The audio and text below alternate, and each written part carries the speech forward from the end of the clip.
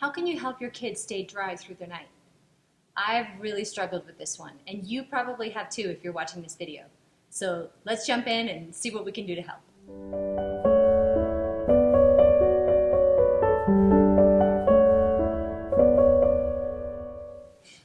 Hi, welcome to Learning with Love. On our channel, you'll find modern parenting solutions that are actionable, practical, and researched. I hope you enjoy our videos, and if you do, please consider subscribing to our channel. We'd love to have you, and give us a like.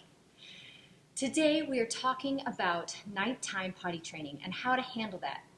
Nighttime potty training is no fun for any parent, and really it's not any fun for the kids either, but it obviously has to be tackled at one point, and you might want to know how to best support your kids through this process. Let's talk about some things that I've picked up on my journey with this. I know that we really struggled with this in my family. I know that we did a lot of research and a lot of different, looked into a lot of different ways of how to tackle this problem, and I'm pleased to report we've been really successful with it. So I'm hoping to share what we've learned and also what I've garnered from other families and their experiences and bring that to you.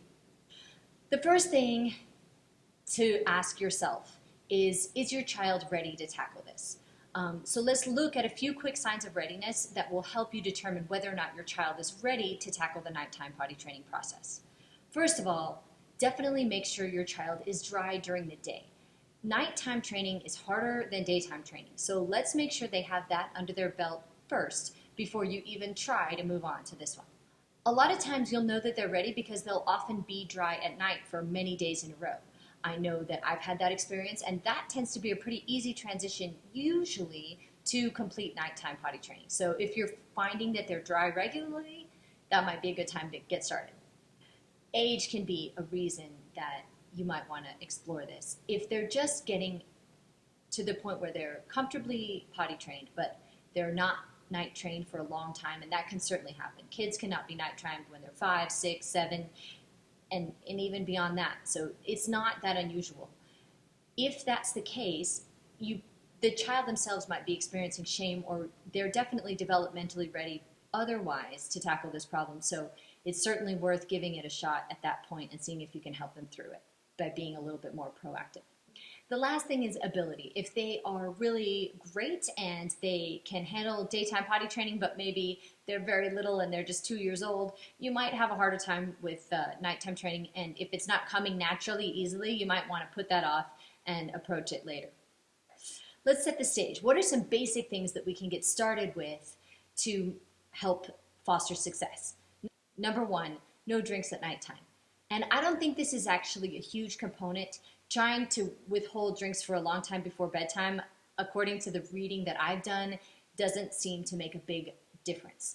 But definitely a huge jug of water right before bed is to be avoided. So let's skip that. Number two, let's make sure that they have a nightlight available and that the bathroom is nearby so that when they do get up in the middle of the night, they can access the potty easily without any problems, that their ability level is such that the bed is not too high, that the bathroom is close, that they can do all of that comfortably by themselves. The next thing you want to have is a mattress protector. That's really important because you don't want to worry that your child is going to ruin the mattress if they have an accident. So I have great mattress protectors that I'll be happy to recommend to you and post a link below.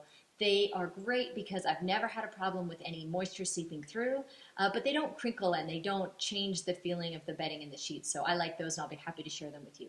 The other thing that I use specifically for nighttime training is it's a partial mattress protector. And this is great because you can tuck it into the edges so it doesn't slide around. And I've tried some different things. I've tried puppy pads, and there's other ways to tackle this. But what I've liked the best is a mattress pad that wraps around. It's on the top.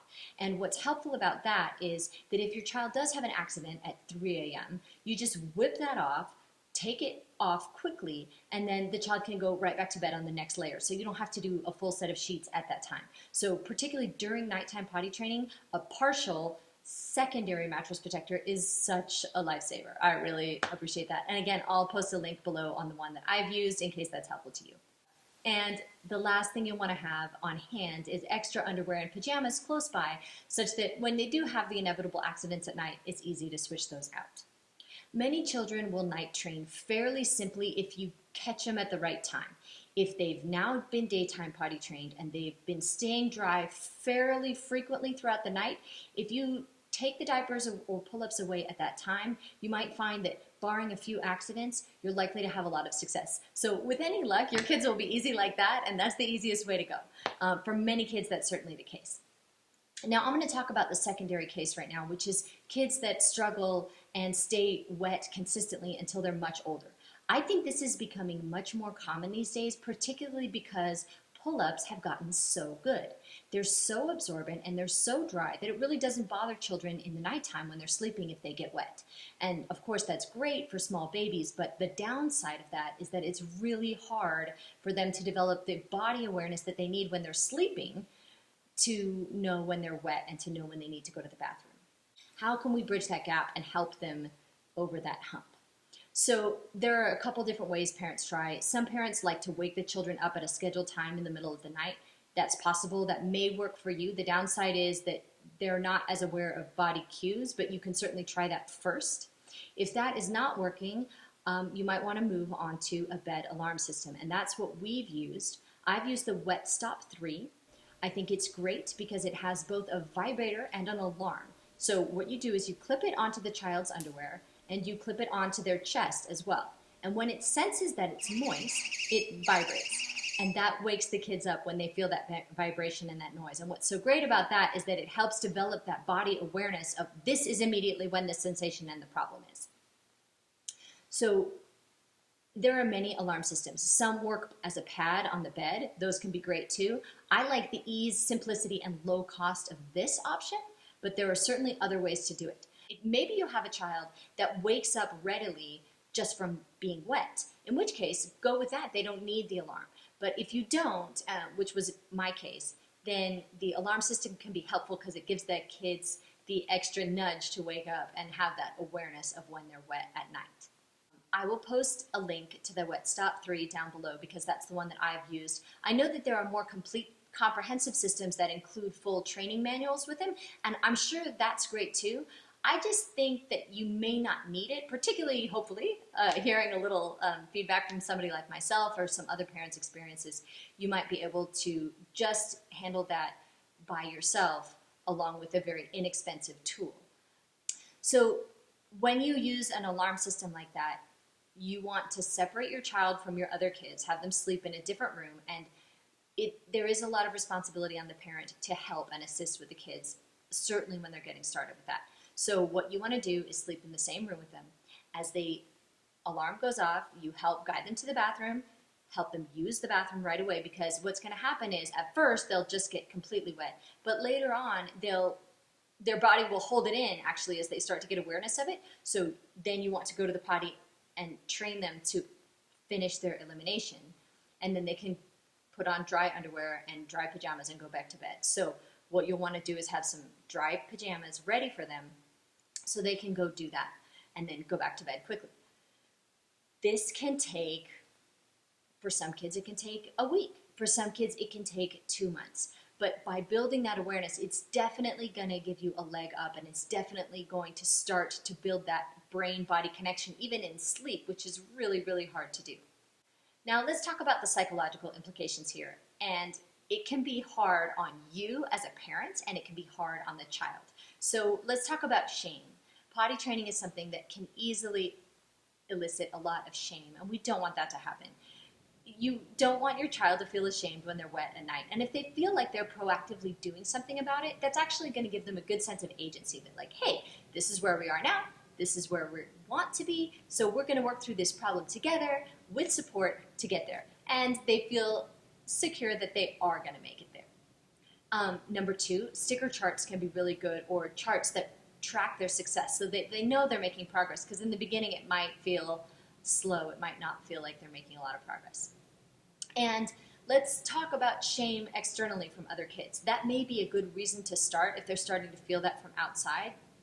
Or even better, if you can get a jump start on it and help them potty train at night preemptively so they don't experience social shame outside of the home.